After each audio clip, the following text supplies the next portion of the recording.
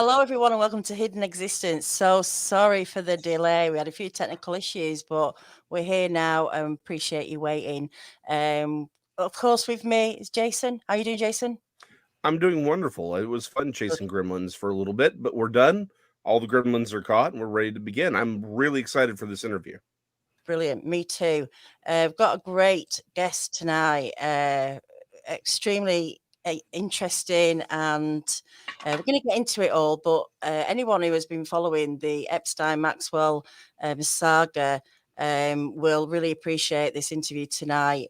Our guest, William Steele, true crime writer, writes from personal experience, and a bit like Bigfoot encounters.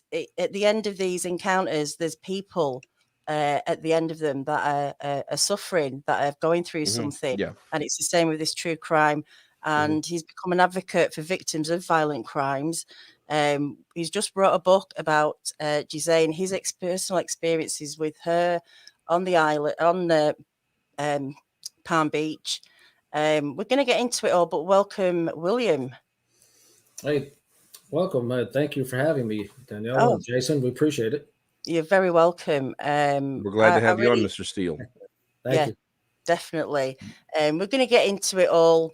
We're actually not going to get into too much of the book because there's ongoing stuff going on, cases involving witnesses and stuff. So you are limited to what you can talk about. But we're not going to reveal too much about the book anyway, because we want people to go and get it and read it. And it is fascinating. And people will be truly astounded at some of the stuff that is in the book. But let's get into a bit about you before all this happens, before you become a true crime writer. Where are you from? How was your, how did you get into it all? Well, a little bit of background is I'm originally from Brooklyn, New York, and I grew up in a middle class family. I was in real estate, and I was trained as a locksmith, alarm technician, safe and vault technician. And in my life, in my 20s, I dabbled on and off in cocaine. So I had some run-ins with the law, and I perverted my skills in locksmithing and alarm technician to commit high-end burglaries all across the United States. So I was stealing. I was pretty notorious jewel and art thief. I was incarcerated, and during my incarceration, more than once. Unfortunately, some people have a hard head, and I was one of them. I worked mostly as a law clerk, and I also started taking some college and university courses. Through that transformation and learning that really it's more beneficial to me to stop suffering loss and start helping people, I just started to write of my experiences to the degree I'm able, because you can't necessarily profit off your crimes. But what I have done is I started becoming a victim advocate, and I advocate with my fiance, Dr. Mary Bass, to help people that are wrongfully incarcerated to try to get exonerations. So I decided to write books about some of the characters I've met along the way. There's other books coming out, but just some of the people I've met along the way: Robert Durst, Ghislaine Maxwell, Jeffrey Epstein, actor Robert Wagner, several other people that I've met along the way. And I put them in my books. It was going to be an autobiography at first. My co-author, Gary Greenberg, who wrote a great book called Beer Diet Book, he was the editor-in-chief or an executive over at AMI, American Media. And he was a jury foreman in a case where I stood up and I testified to help an innocent guy get out of prison. He was being framed, and I was called as a defense witness to testify. He was looking at a life sentence. He was being framed. Anyway, he got acquitted, and Gary and I stayed in touch. Gary's now my co-author on the first book about Robert Durst. So I was going to write my autobiography and make Durst a minor player. When I went to some media outlets and some law enforcement to try to say what I knew, they weren't taking it very serious.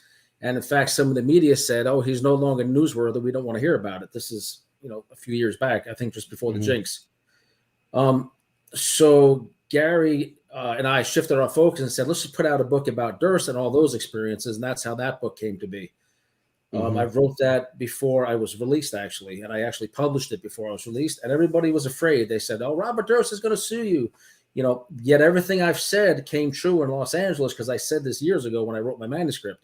He admitted to several things that are now admitted to at the trial. He was convicted for murdering Susan Berman, a mutual friend of ours, and shortly after his conviction and sentencing, I think he was already sentenced, he died of COVID a few weeks ago in prison. So now there's going to be a bunch of litigation for his enablers. The second book, I didn't necessarily, this was the even more dangerous one to write. The one that just came out a few weeks ago, I titled it Ghislaine, Sensational and Impure, because one of the judges ruled that some of the material in her case was too sensational and impure to be released. So I thought that was good a title as any. And it's my experiences of meeting them and some of the things I endured at the Palm Beach mansion when I went over there, at the time when I was a fugitive. And so I'm also writing a book now about the criminal justice system and the need for reform in the United States. Another book about actual innocence. And of course, my life story is going to be in another book. I guess that's enough background. Before I got out of prison, I was actually offered a TV show, and I accepted the offer. It's going to be on a major network. We've already filmed 10 episodes, and it has to do with my reacclimating to society and the people that I'm around. I can't say much more, contractually bound not to discuss it until the network starts their publicity. But I know, I even heard from the producers today, one of them, and he said it's still set for release in the summer, and it's one of the biggest networks out there. So I have just been blessed by turning my life around and trying to do the right thing. A lot of opportunities are falling in my lap, and I look forward to helping victims. And that's what I do now. That's what I do now. Well, it's amazing that you've turned it around for yourself in that sense, and you're doing something for people, because that's, we need people like yourselves to be a voice for those that can't speak or are too afraid to speak. That's right. It's so important. And that's the bigger picture here, is more than anything is you doing that. So can you get into how you actually met Ghislaine? Or Ghislaine? I know people say her name. So anyways, so this is actually a great opportunity. How do you say her name? My understanding is pronounced Ghislaine or Ghislaine, something like that. You guys are okay. You're British. I think you should have a better grasp on it than me. Yeah, but I think actually I need to give a shout out to our mutual friend Kerry, who actually put us in touch. Absolutely. Without her, we wouldn't be doing this. But I think last night she told me it was Ghislaine, and it said, because it's a French name. So everybody needs to don't sue me if I'm wrong. So how can you, it sounds like you've been, obviously with the crimes you were doing, maybe in the money that was involved, then you're obviously maybe dealing with more. With what? I'm sorry? Oh, Danielle's frozen. She's frozen a little bit, but I think I know where she was going. It sounds like you were, the crimes that you were committing, because they were higher end, you were sort of dealing with a higher end side of the criminal underworld kind of a thing. Exactly. At that time, when I was doing a lot of illegal things, I had at any given time, a few $100,000 in jewelry, and some of my fences were actually in Palm Beach. Fences being people that would buy stolen jewelry and artwork. And one of them had a diamond salon, and I was in there one day in the 90s, and Jeffrey Epstein was in there, and I didn't know who he was at the time, of course, and he didn't realize I was in the same salon at the same time. It was a very private place, and on Worth Avenue in Palm Beach. And I noticed he was with who I describe in my book as a Jody Foster doppelganger. She looked just like Jody Foster, taxi driver era Jody Foster, which looks like she was about 13. And he had his hand down the back of her pants, shorts she had on, shorts. And I looked at him and, glared and made some noise to let him know I was in the room. And I eventually followed him out and confronted him down the block at a place called Taboo, which was a little restaurant, on Worth Avenue. And so that's how I met him originally. And he talked his way out of that. And she, said that whatever, they were related in some way. And that's how I met him. And when I told him what I was doing, he said he baited my greed, and I basically spared him what I was going to do to him, which was either hurt him or call the cops or whatever. But I had an illegal gun on me. I had jewelry on me. It wasn't going to be conducive to me if the police showed up. But so when I confronted him, he, dangled money in front of me and was offering to buy jewelry and stuff like that. And, it wasn't, hindsight's 2020. A lot of people probably saw a lot of things and probably should have done a lot more. And in hindsight, I was, I believe, wanted at the time, and I had stolen jewelry with me. I had a gun with me. And so anyway, I let it slide and pretty much put him on notice, But he would buy stuff from me occasionally, jewelry and stuff. I was imagine it was for what he called models or friends and all that. Right. That's how I met him. And eventually at the house in Palm Beach is where I met who I call Ghislaine. Okay. So that's how. Wow. So just this random chance encounter while you're fencing. So okay, I'm going to derail just a hair because I am this kind of a nerd, and I may or may not have had some training in forgery. How do you sell artwork? I know that it's a big thing, but it's like, unlike jewelry where you can maybe, if you absolutely needed to, you could melt down the gold, you could reset the diamonds, things like that. Like artwork is not like they're known things, they're cataloged. How did the fences? Is it just everyone knows it's stolen, or what's going on there? Pretty much, it's very difficult, and I never stick anybody with something that I know is stolen and they don't, because then they would have every reason in the world to send the police back to me, or they might put it up for auction or something. And hey, this guy, Bill Steele sold it to me. But no, they know what they're getting into. They either like it or they want to sell it on the black market or whatever they do with it. I don't know.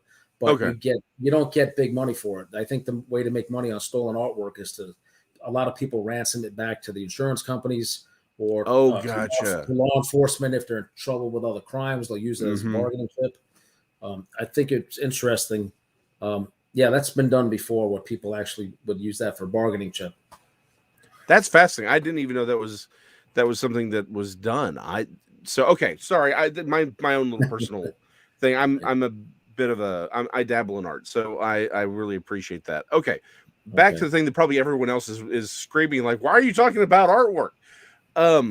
So you meet Ghislaine, and how does that go? Again, from what you can tell us, without divulging too much, you strike up a relationship with her, right? Well, we struck up sort of a relationship, and I saw her over time throughout the years, and then I was involved with her a couple of times, and then with an adult woman or two, and it's not easy to talk about here because I have an audience here too. But, I understand.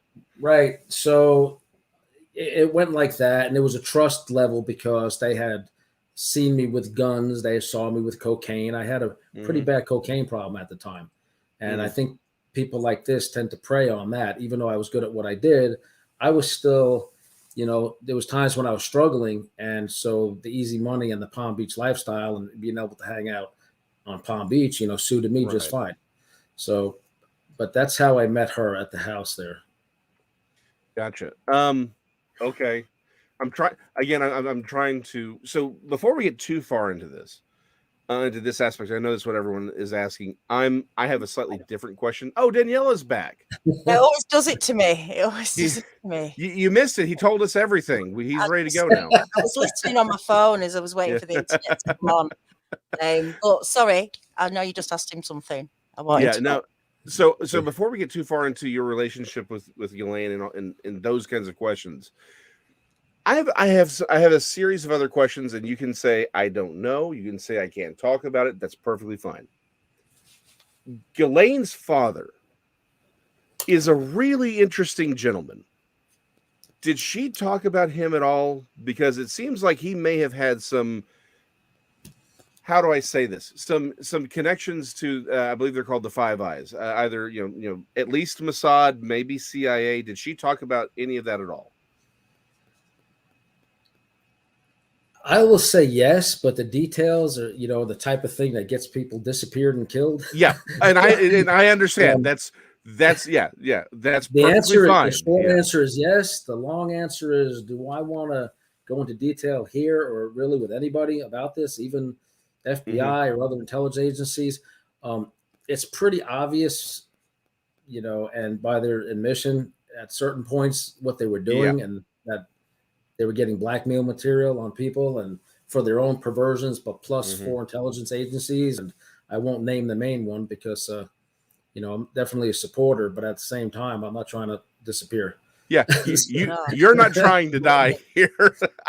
That's what I'm saying. I completely get it. So it's like I have to admit, I'm almost more interested in her family and her familial ties than I mean, because okay, like you said, no one's trying to get killed here.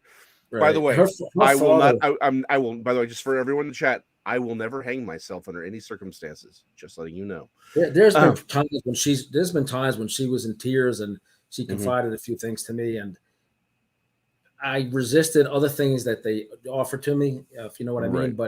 And because of that, I guess she had a different level of trust and almost like a confidant for a short time.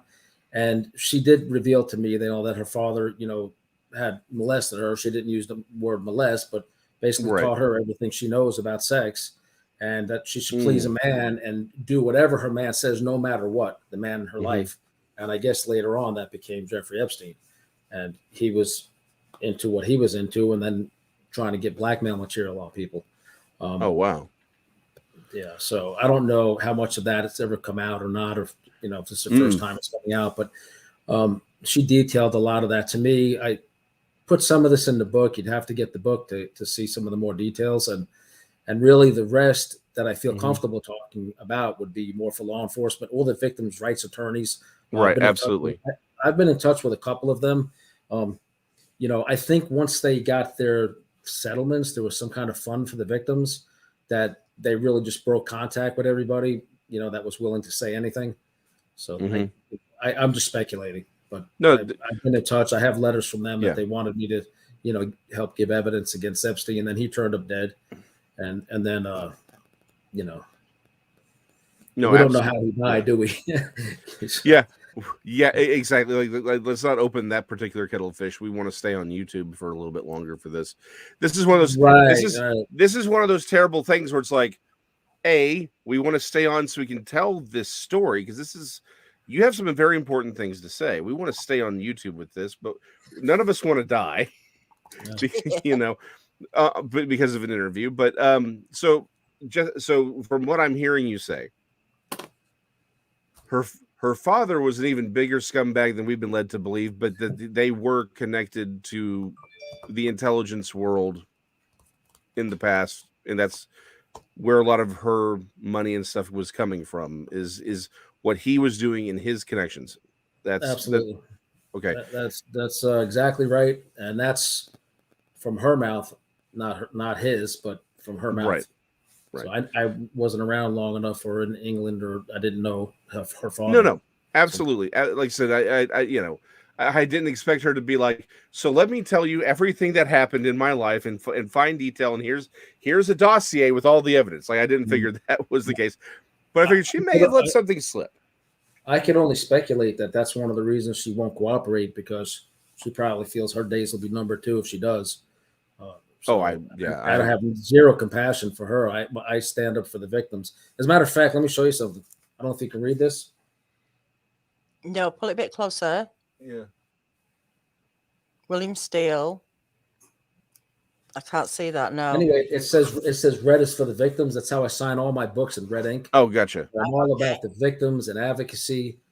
And really all these young women coming forward is what inspired me to tell a little bit I know about my experiences, and even her stated desire a few years ago to try to have Epstein killed. She knew that this was going to come to a head one day, and she didn't have anybody. She was in tears when she was talking about it. Okay, so then let me ask this. Because I honestly had no idea about that her father had molested her. Again, I don't know if anyone knew. But so let me, because true crime is not really my bag, but I am interested in this case for obvious reasons.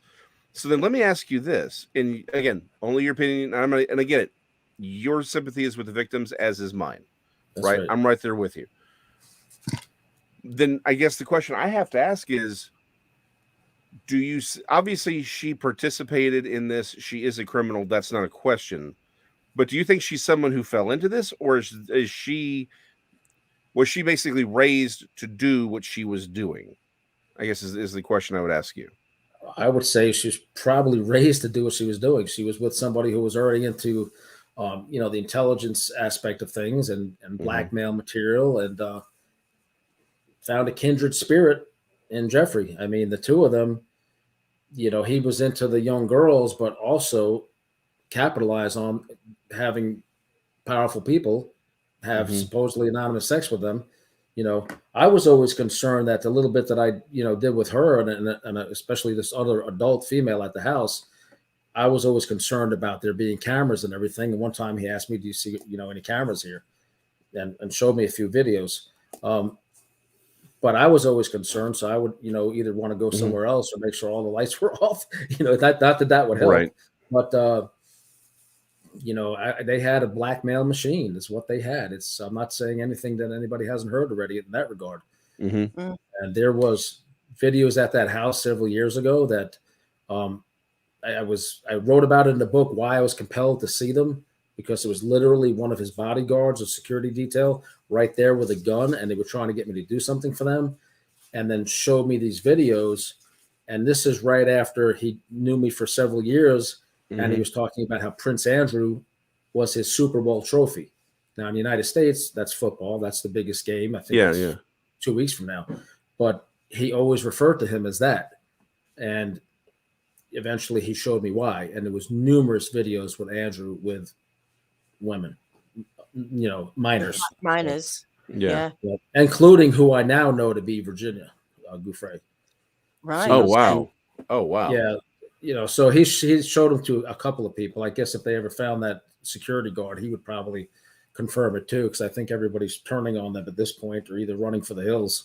So, yeah, but they didn't have anything on you, but yet you were there and they exposed you to stuff. Why was that? Well, I wasn't around for any of that. I saw the comings and goings, and of course they said it was models or massages and all that. I had no real clue. And then once I did, I got the hell away from it. Really never went over there much. I started to kind of get an inkling of it, suspicion. And then I saw the videos and the circumstances that I saw them. And then, I was able to get a few things out of there, because that's what I used to do for a living, is take things that didn't belong to me. So, so they weren't too happy about that, I'd imagine. So the tapes are somewhere, are they? They still exist. Do you know? Do you think that's one of the things I wrote about in the book, is what I did with certain things that are potentially incriminating that are removed from that house. And it looked like they were in the process of trying to get them out of there anyway at that time. Right. So okay. I just made it a point to make sure I left with some of them, and I made sure I got them to the appropriate people. Right. I don't know what they ever did with them, but when the right people want to speak to me, I'll tell you exactly where they went. So. You got insurance, completely understandable. Well, I don't have it. I don't have anything. Right. I wouldn't dare possess that stuff. But no, exactly. It was given to two separate parties, and what they did with it those years ago, because it was several years ago, I have no clue. And I'd almost bet that they're highly incriminating. So. Okay. Interesting. And embarrassing. I don't know if I can name here some of the other characters I saw, but it's up to you. Well, it's entirely up to you how far you want to go with it. I've done an interview for The Sun. If you look up William Steele and Prince Andrew, my name with Prince Andrew, Google search, you'll see an article in The Sun and then the New York Post that I did, and I kind of touched on it, but even my attorneys and other publishers' attorneys are like, well, we don't know yet. We don't know. Nobody's been arrested. Nobody's been convicted. Yeah. Well, he's dead now, and she's convicted. So now I feel a lot more comfortable naming names and giving a lot more specifics, because she needs to be held accountable, and the other people that are enabling them need to be held accountable. Yeah. So yes, there was other celebrities. There was a rock star. There was another royal, and I don't think she realized she was being filmed. Who else? I think I listed a few of them in the book, but in an abundance of caution, I didn't put like all of them there, because I don't. Right. I don't want to. I don't know what's really out. I haven't followed the case that closely. Of course, towards the end, I did, to make sure she was convicted, and I felt comfortable really getting ready to put this book out. Mm. Right. Yeah. And there's legalities from time to time. Believe me, we completely Right. understand. Sorry, Danielle, please. I was just saying, you use a quote on your website, Edmund Burke quote. The only That's thing right. necessary for the triumph of evil is for good men to do nothing. And, you know, it is a risk, isn't it? But people have to come forward, or, you know, there has to be. It's great that there is someone who's prepared to speak, because how else do these things get looked into, you know, or any credibility brought to these, you know, claims? I'd like to give you a little more background to clarify why it is I do what I do now. I'm not Please. proud of my past and the poor choices I made, and you know, I'm not proud of that at all. But I have fought like hell in the criminal justice system to improve my education and my writing skills and write. And I'm not the best writer. I have great people helping me. My fiance, she's brilliant. My co-author of my first book, Gary Greenberg. But when I grew up, my mother was mentally ill and she was bullied a lot. And I was always the one standing up for her in the neighborhood in Brooklyn. The kids were kind of rough on my mother and calling her names and throwing snowballs at her. So I always grew up fighting for the underdog, the victimized, women, the mentally ill, you know, and then being in prison, and there's all these child molesters around, and they have these ways about them that you almost develop a radar for them now. I could almost tell a pedophile within a few minutes. And I just decided, you know, I know some things about people that I've never really been implicated with and haven't done serious things with. I've never murdered anybody with Robert Durst. I've never messed around with minors. But at the same time, I knew these people. And if my little piece of a puzzle helps somebody now, I think it's my obligation as a human being to really tell what I know. And let the chips fall where they may, you know? So that's where that comes from, just like defending my mother. And so that cocaine's out of my system. My past is very, very far behind me. And I'm doing what I can to help other people now. And it's rewarding. I have a mentor, a guy named Tom Madden. Tom was vice president of NBC in New York. He now owns Transmedia Group public relations firm. He became a very good friend and mentor. He puts out a lot of my press releases still, but he's become a really good friend and mentor, as did Gary, another college professor. And I have such a great support system in place. And my fiance, Dr. Mary Bass, she's been a crime fighter. She's a forensic accountant and really, really good at developing RICO boards and, you know, finding out people with tax violations and all that. So we're in the process of building some prosecutable RICO cases against other individuals that will turn over to the Southern District of New York, including people associated with Maxwell and with Durst. So that's going to be coming out soon. And we were hoping to get that stuff done and in the book, but we want to give it over to the prosecutors in New York first. Yeah. Absolutely. Yeah. So anyway, so it's more rewarding to live life this way, not looking over your shoulder. I had Nancy Grace cover my first book on her podcast, you know, so that was pretty interesting. Crime HQ, I don't know if you guys heard of that. Crime HQ is a group of true crime community. It has a lot of judges and, you know, just citizens and professors on there that are interested in true crime and victim advocacy. You know, it's been a whirlwind, you know, especially with my TV show. I just walked out of prison, and next thing you know, I'm filming, you know, 10, 14 hours a day, every day.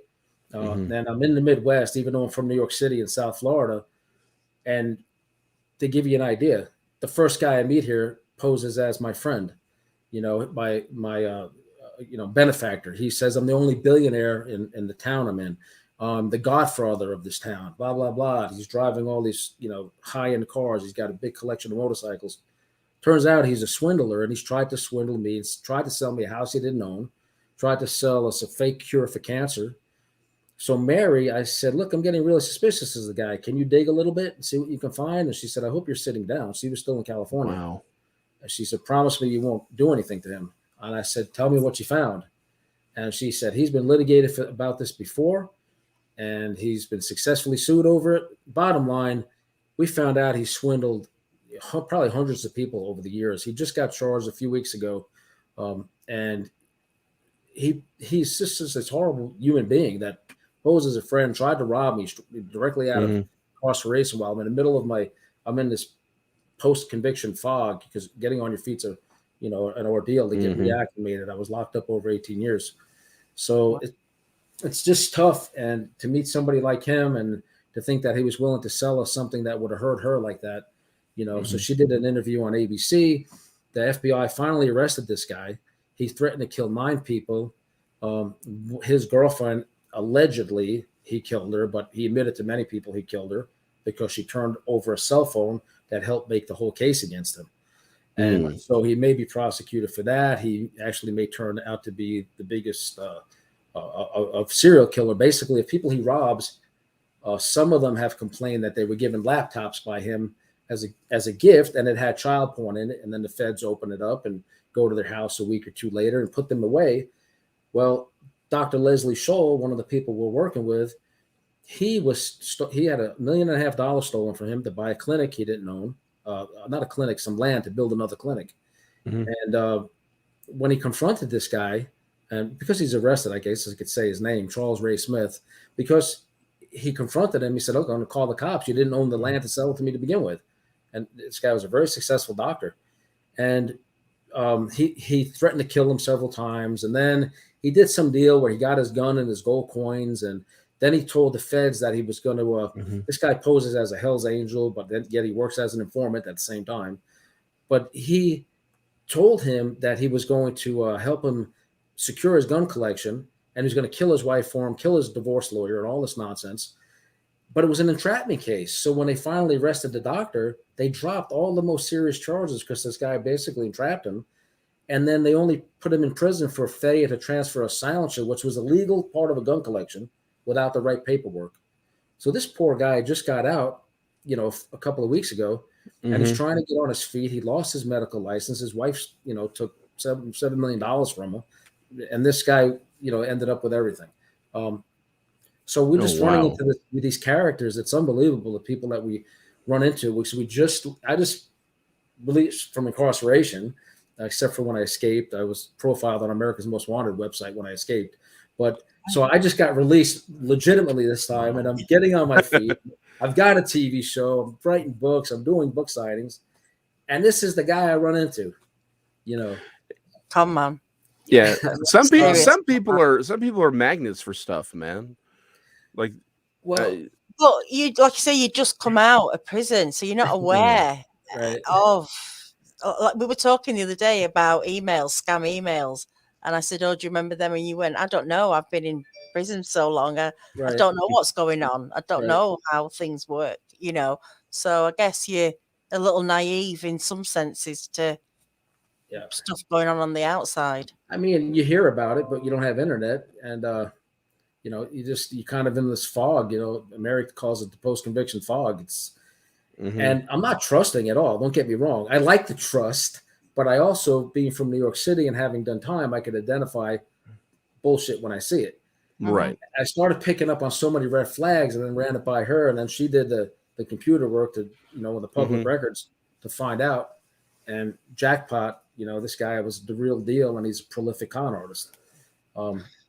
He's even wanted to kill a celebrity on behalf of another celebrity, showing me the text and everything on his phone. And I don't need to know this stuff, man. Why are you telling me this? I'm not trying to, you go to his house, and in his bedroom, he's got machine guns surrounding his bed and a whole arsenal in another room, supposedly legal. Why do you have that? Well, if they come to arrest me, I'm going to blow the house. All this nonsense. This guy was really super, he was all over the map with what he was going to do if they ever came for him. And, people around him. Now that we put some distance, between us and him, we've learned about all these other victims that are coming forward. They have a tale of somebody who disappeared after confronting him, or they were drugged, and I'm saying allegedly that he did that, but it's just every one of them saying the same thing. Yeah. There's just this history with this guy. So I just have this thing where, like, I just can't let it go if I see something incredibly crazy is going on, like, involving violence, kids, women, scams. This was personal to me. A lot of the victims in this case, in the case here with this guy, are in touch, and they're very grateful because he put plans in place to start murdering people, like, 6 weeks ago. and Wow. he was caught making specific plans and lining up alibis, and virtually every one of the intended targets, looked me and my fiance up, and they're just like over the top with gratitude, and because they had been threatened. Oh wow. But they didn't know Yeah. he was putting plans in place to actually start killing people, and that he'd done it before, because these people were trying to prosecute him. And I think the FBI waited a year and a half to actually lock him up. They put him on notice that he was under investigation. I don't know why, but they did. Maybe he was offering to help them with something again, But I know what he did to the doctor in a straightforward entrapment. So. Yeah, it's terrible. It's devastating. I mean, Mhm. all crimes are devastating, aren't they, for victims? But Yeah, I say that, I want you to understand, and I want people listening. I thank you for your support. And a lot of people might judge me, for my poor choices in my past, but I'm really not that guy anymore. I'm back to being the guy who doesn't like seeing my mother get picked on, and Yeah. and really regretting my past. But I'm also very, very friendly, and so I'll talk to anybody. My fiance laughs. He said, "Anytime you've met all these characters, but and now this guy, on top of it." Anytime you make a new friend, and we have to take a vote in the family and decide if we're going to let you be friends with them. Yeah. You need a background check on everyone that you meet. Yeah, pretty much. Yeah. I think I still have my background check from my notary, so I can forward that to you if you need. Okay. You knocked me off track then. What I was going to say. Sorry. But even though you've done your crime, I mean, you've done your time. You've done a long time, and if you hadn't maybe have done that, you wouldn't be what you were doing now. You could have been carrying on with a drug habit, with carrying on your steal, your thieving, your art stuff. I mean, there's reasons why things happen. I wouldn't have met the guy that was getting framed, the guy that was framing him, and coincidentally, the kid being framed and I had the same lawyer. So right. I learned about this actually in the jail. He said, "Yeah, I'm going to put it on this kid," and I was like, and when I mentioned it to my lawyer, he said, "You're talking about Roy Thompson?" I said, "Yes." He said, "He's also my client," and we both had. So I was afraid to come forward and mess my plea deal up because. But right is right. I came forward anyway. I said, this kid needs a witness to know what this guy's up to. And he went home, and the other guy got his deal for testifying. But at the same time, he's the real murderer, So I wouldn't have met, people I was able to help, like you said. At the same time, part of me still would rather have those years back, Right. I have strained relationships with my family members and stuff like that, so we're hoping to rebuild those, in due course. No, absolutely. Yeah. Sorry, there's a bot in chat. If someone can get rid of that, one of those. Oh, it's gone. Thank you, Cheese Freak. There've been a few of them tonight. Yeah, there were. Get these things. I've got a question. How do you escape from jail, from prison? Well, it was really nothing fancy, and I actually escaped many times that they didn't know about. Oh my gosh, this is not what I want to hear. Right. I did 4 years in Supermax for my exploits and my skills, and even though I didn't have what they call the security custody points as a nonviolent offender, that escape pretty much trumps everything, and you go right to the hole. And I went to the hole for 2 years in Florida and 2 years in Virginia. All because of a 2005 escape, which actually was the last time I saw a Ghislaine was in 2005. But how did I escape? In this case, I wasn't supposed to get low custody. I kind of manipulated the system to make him reduce my custody. And a few days out working 20 miles from the prison, I walked away. Now, that's the whole story of itself. And the reason they put me on America's Most Wanted profile website is because of my skills. The detective was on the news, whoever was looking for me. I had an incident where they figured out where I was, and I was in there, and they surrounded it, and there was helicopters, and they got a SWAT team or whatever coming up the stairs, banging on the door. Well, I was a law clerk. They didn't know I was in there. They suspected. Right. Okay. I only knew where that condo owner was. They didn't. So without his consent or exigent circumstances or a warrant, those three things, they weren't getting in that door unless I opened it. So I just stayed quiet and waited like 30 minutes for them to leave, and I snuck out. They were knocking on the door. Somebody who knew the law. I knew they weren't going to break it down. Wow. Yeah. If it's hot pursuit, like they're chasing, then it's Yeah. exigent circumstances they can go in, Right. or get permission or a warrant, and they'd had none of those three things. So I was free to just. So all you had to do was just be like, don't be suspicious. I just didn't even move. It. I got up against the wall or something and just froze, hoping they weren't looking reverse through the peephole, but they were out there with dogs and all kinds of vehicles. And in fact, I went for a walk that morning to go grab a local newspaper and to see if I was in there. And the person I was with got suspicious. And he said, I think I was watching the news, and when he came home, I turned it off because I was all over the news. And the next day I went out. He says, "You're the kind of person, seems like you'd want to see the news, wouldn't you?" I said, "No, not really." I was acting like I wasn't wanting to see this. And he says, "Well, there's a machine outside the complex. You go through this thing, and there's a machine right there." And I said, "Yeah, well, I was looking for some houses in the area. Maybe I'll look at the real estate section." He went back to work, kind of suspicious, but not wanting to call the cops on me, I guess. When I walked out there, I saw the helicopter hovering as far as I can see, just over the complex. And I said, "Oh, I'm caught." And literally walking to that, a line of undercover cars was flooding into the complex. So I broke into a power walk, chubby guy out for a power walk first thing in the morning, So the police passed right by me, and I looked in and just waved to them, and they're looking for me. I'm like, seriously wanted, because they treat escape really serious in Florida. Yeah, I imagine they do. So as they drove past me, I saw them circle the whole wrong building. They got wrong information. So I doubled back to get a few things in mind. When I ran up, they figured out their mistake and then circled the right building. Now I'm trapped. That's what happened. So it was basically a walk-off. Yeah. But I had ways to get outside the search perimeter, avoid the dogs, and avoid the SWAT team that came for me. Yeah. Wow. I just love the fact that love is probably the wrong word, but I am definitely amused at the idea that you essentially it was the equivalent of, "You in there? No. All right. He says he's not in there. Let's go home, guys."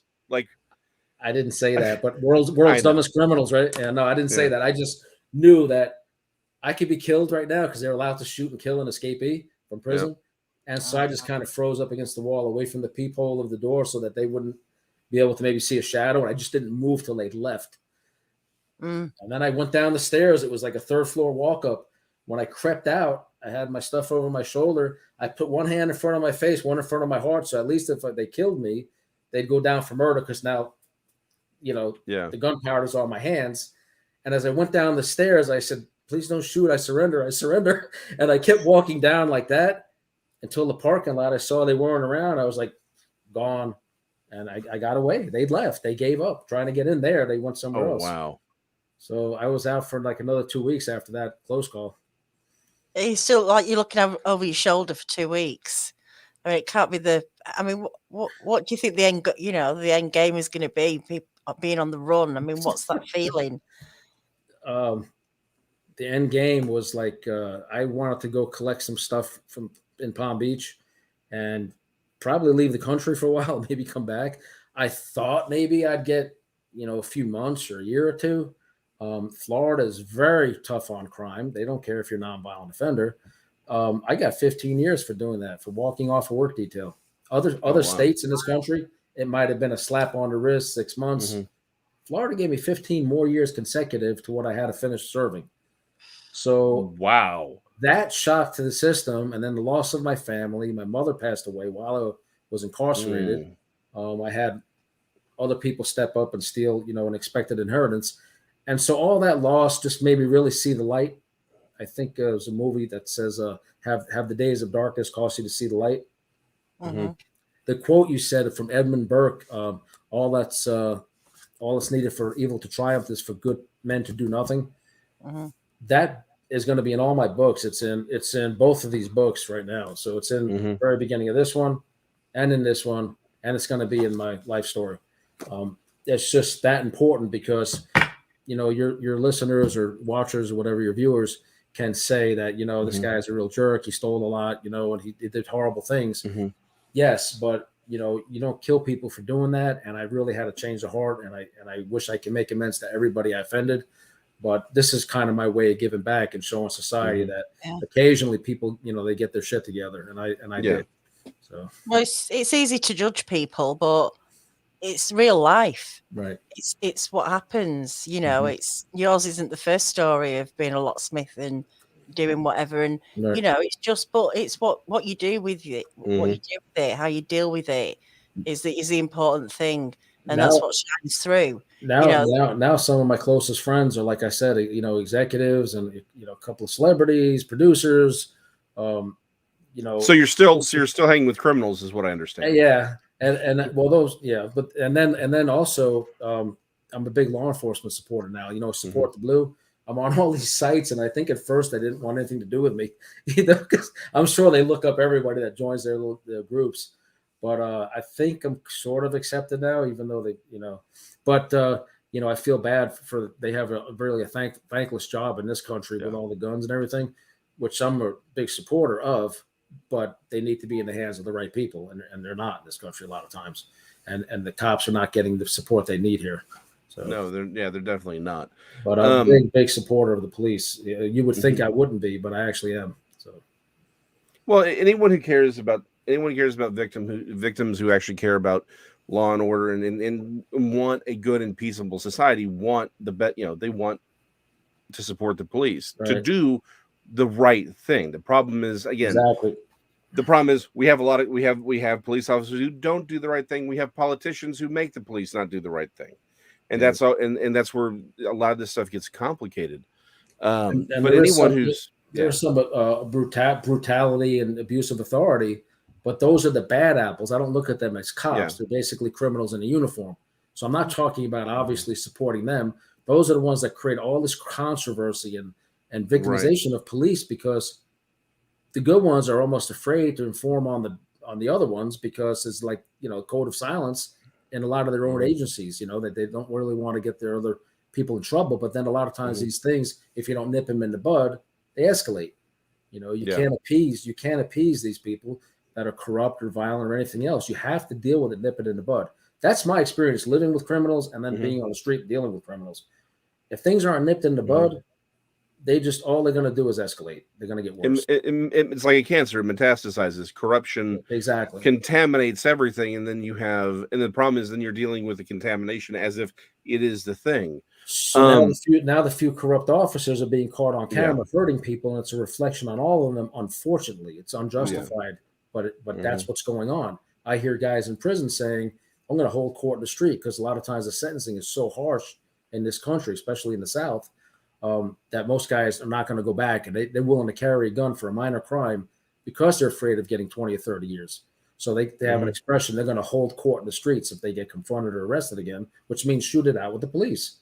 So I wanted to introduce a program to the prison systems where retired police officers might go back, and a lot of these incidents escalate from like traffic stops or domestic violence, and where guys, before they get released, go through a course with retired police officers about what to do during a police encounter. Yes, sir. No, sir. Here's my ID. Yes, sir. Okay. Thank you. No ticket. I'm sorry, I was speeding, and go about your business, instead of trying to escalate. The police are trained to de-escalate, but if you're not training the guys that have been in prison to de-escalate themselves, a lot of these things can escalate, and somebody's going to end up hurt, dead, or, we're going to be going to more funerals. Right. No, absolutely. We had a question in the chat that sort of tied in to another question that I have. And again, you may not have had the contact to answer this particular question. But Iron Dogger, a friend of ours, asked if you had either any insight as to why Epstein sort of became this gatekeeper for science. Like it seems like he had his I think that was just his own personal interest. I think, wasn't he into mathematics or something? It was his own thing. There was some talk, I don't remember where I first heard it, but that he wanted to have all these women have his babies on an island or a compound somewhere, and like a master race. It sounds almost like a Hitler situation. He was very arrogant about his intelligence and his wealth. So possibly for that reason, for life extension and for him to rule the world. There was a medical device that he had that was supposedly under research that I wrote about in the book. And when I asked him where in this book, I can't see the camera. Okay, you have it on the screen. where I asked him, I said, where did you get that from? You know, and I was able to use it for a second. And he said that it was alien technology. He wouldn't say where he even got this thing from. And Oh, wow. It had some incredible capabilities. But how would Jeffrey Epstein get something like that if that was the case? Or was it just something research, you know, had developed and he's got a prototype of it? So. Okay. Well, I was going to get the book, but now I kind of, do you go into detail about what the machine did or what it did or what it is in the book, or?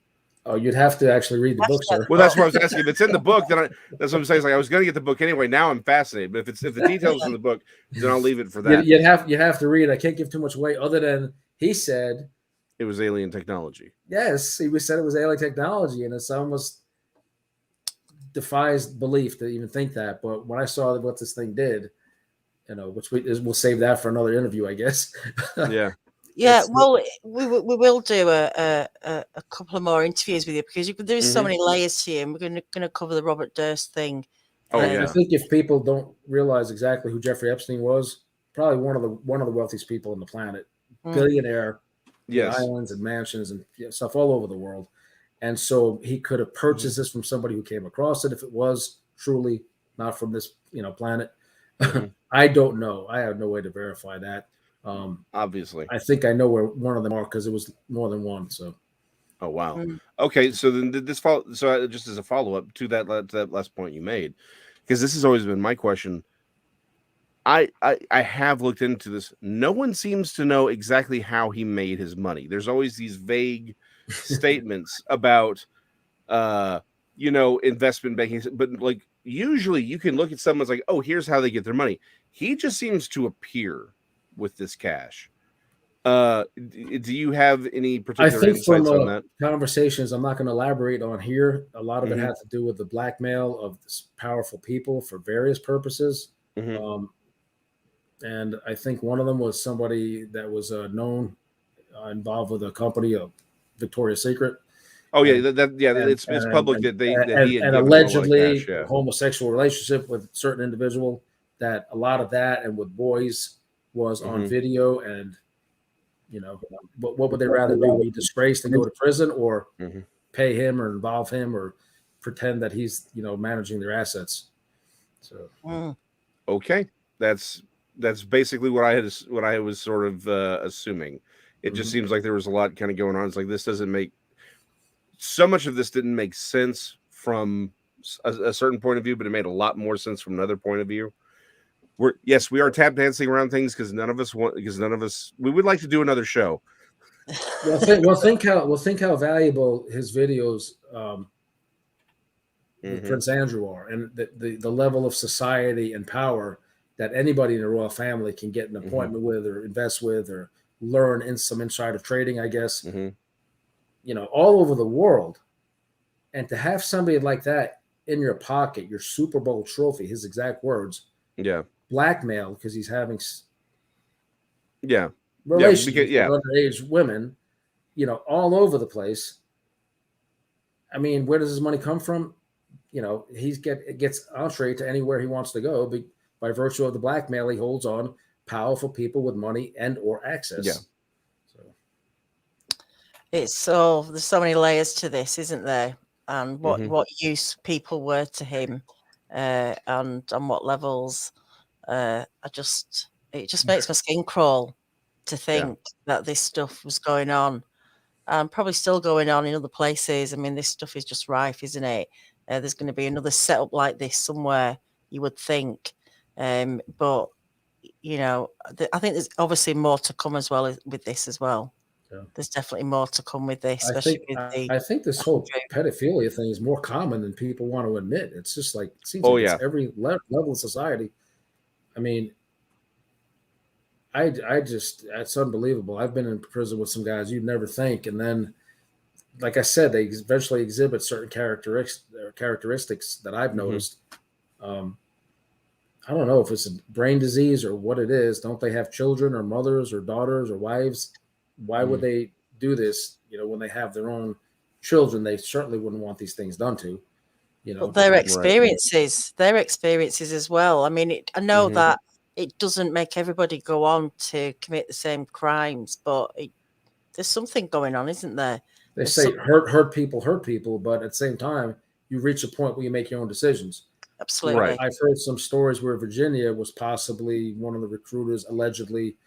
But if she had a change of heart and help bring these people down, I say God bless her. You know, let her do what she has to do to tell what she knows and hold these people accountable. Yeah, I mean, there's been caught up in that moment and a point where things become normal. Right. As well. Like, this is just the situation I'm in, whether it's good or bad, I'm just doing it and going along with it for whatever reason. And that she was young as well. So, you know, if it wasn't for them, she wouldn't have been in that position as with all of them, you know.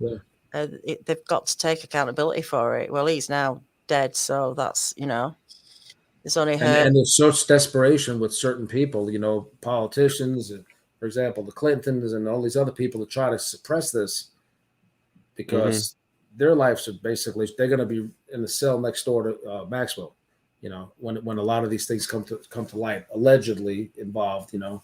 Right. For having seen some of the videos, I could name quite a few of the names and identify where some of the videos may have ended up or been suppressed or,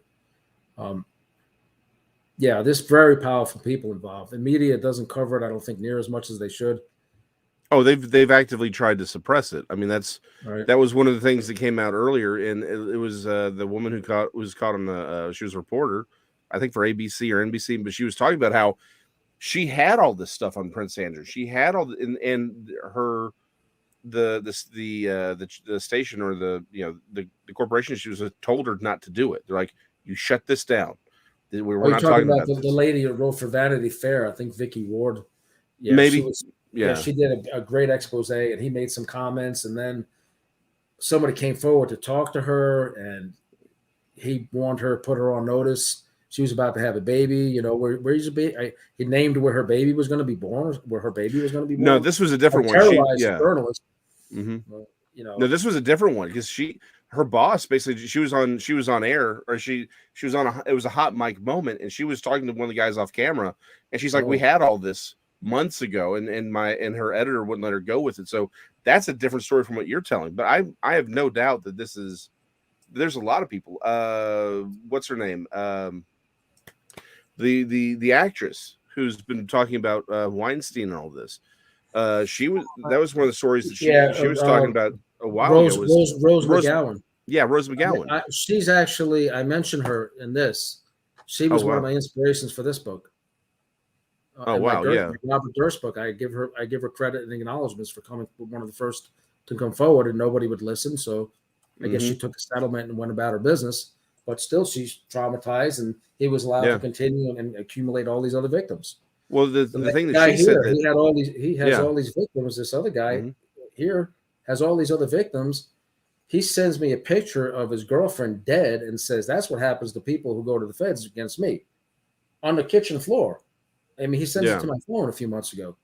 Wow. And I was like, okay. But there's people that knew about him and were too afraid to do anything, or him posing as a Hell's Angel and dangerous guy. And while at the same time he's helping, the feds and these other agencies. We have cases of corrupt informants like him before. We have Whitey Bulger in Boston. The FBI, while simultaneously killing people and robbing everybody. We have both Greg Scarpa's father and son, captain and boss of the Colombo crime family in New York, working top echelon informants for the FBI, while at the same time simultaneously killing people. Situation unfolding right here in the last few weeks. Everybody you talk to has a story about somebody who disappeared, turned up dead, or was threatened or drugged by this guy. Yeah. Well, and one of the things that the thing that struck me about what Rose McGowan said was when she called her agent after the assault, right? The first words out of her agent's mouth was, that son of a B, he owes me because I just killed another story like this. Wow. And I'm like, and of course she's like, it's like, she's like, at that point she realized everyone was in on it. Right. Just everyone. So I get exactly what you're saying. It's like, everyone's in on this.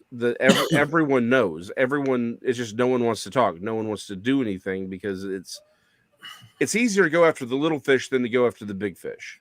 Yeah, and everybody that excuse me, that he targeted, they wanted something from him. The people who suppressed it, they wanted to do a movie or cast somebody in a movie. Yeah. Excuse me. So they just kept letting it go, and look how many more victims this created. Yeah. Some of the other victims, if it's okay for me to mention them, so people Please. can raise awareness. We're working with some people that are actually innocent in prison, wrongful incarceration. It's Dave Reinhardt. It's a big one. FreeDaveReinhardt.com. He's in California. Dr. Leslie Scholl, I explained to you guys what this guy did to him, put him in prison for 13 years. He just got released. Trina McCreary, this guy admitted to killing her, but he's not charged. So she was assisting the FBI in bringing this guy down, ending his reign. Lynn Schulte, one of the victims of Robert Durst. Morris Black, of course. Susan Berman in Los Angeles. Robert Durst was just convicted for killing her. So you have Larry Revis.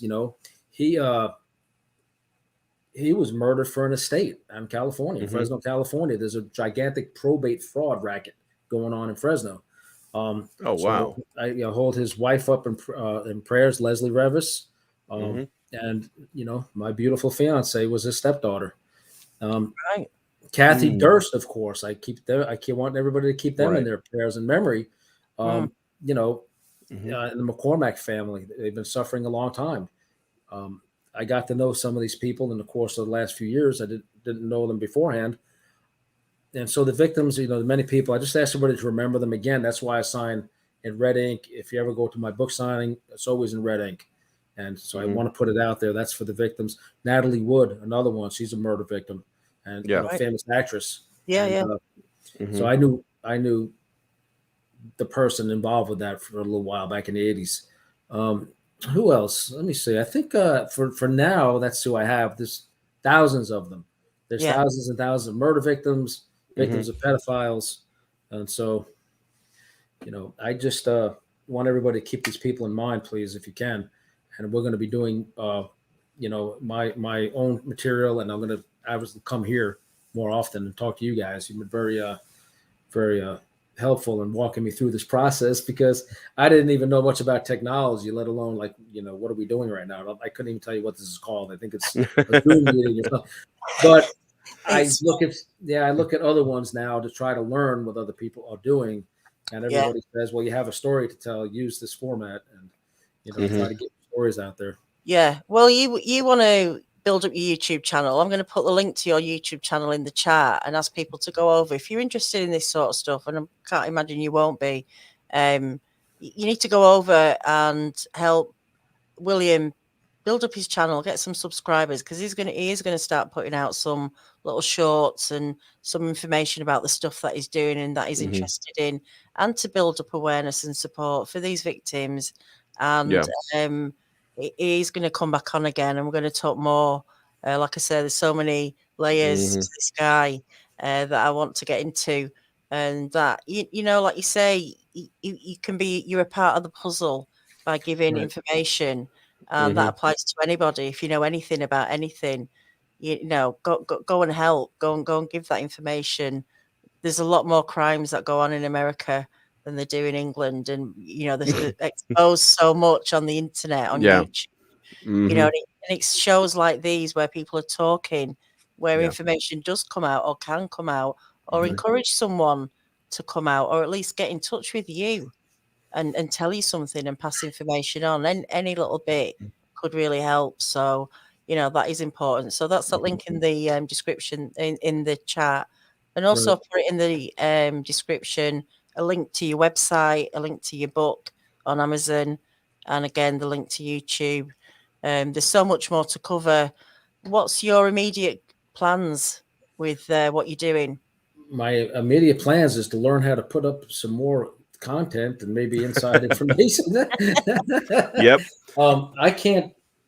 I think once my TV show airs this summer, I'm going to have more on my hands, and I know what to do with. So this is a good learning curve. I guarantee you will. And Daniela and Carrie from Lady Justice have been incredible in walking me through this process.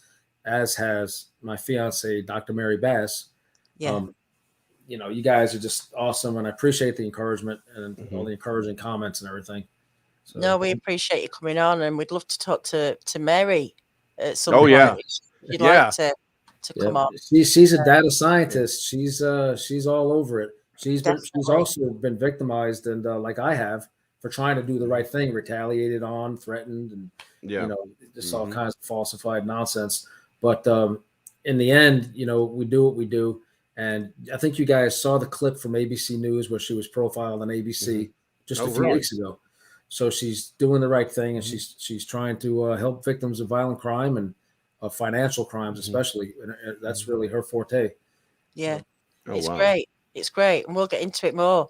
Guys, look, go and get the book. Honestly, you will. Your ears will peel back when you're on your eyelids when you're reading some of the stuff that went on.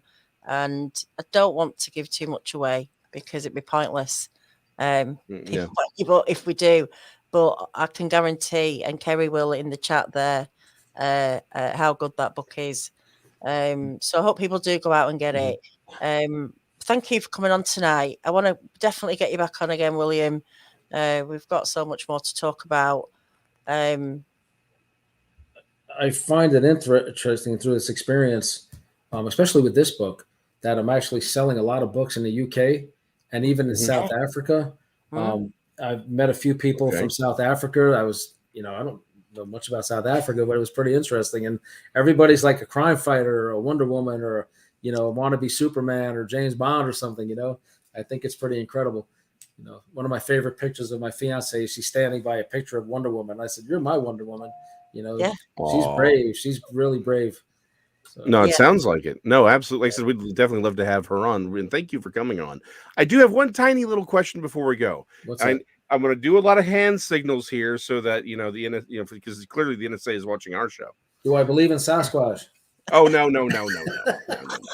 I mean, it sounds like everyone. So if you heard something, sure, let us know. But specifically, let me get. He was in the video with Andrew. Oh, well, there you go. That's why he hasn't surfaced. Exactly. Darn it, Bigfoot. He's in the tower. They got him hostage in the tower. They got exactly. So Epstein. Last question. I'm going to use the words allegedly. It has been alleged by some people I know that Epstein may have had ties to a certain three-letter organization that may begin with C and end with A. In your hypothetical opinion, knowing nothing, would that supposition be correct? I can't hear you. I have something in my eye. There we go. Okay, we go. Thank you so much for coming on. It's been a great show. Thank you to everyone in the chat. I'm sorry if I missed any questions. I think we got them all. But like I say, William's going to be back. We're going to get into this even more. We definitely want to get into the Durst stuff. But for now, thank you so much. Thank you, Jason. Thank you, Daniela. Thank you for having me. Thank you for everybody who's been encouraging me since my release. And like I said, I'm just beyond grateful, and thank you so much. No, you're welcome. You hang on there. Just don't go yet. Everyone, I'll see you on Tuesday night on Bigfoot Odyssey for Drawing Bigfoot. And we've got Rob coming on, Bigfoot Mitchell coming on to give his account of that Sasquatch he saw. He said there was two faces to it. One when it was focusing on what he was doing, and then when it stood up and looked at him. We're going to be drawing that image. So, guys, until then, take care, and we'll see you all soon. Good night. Bye.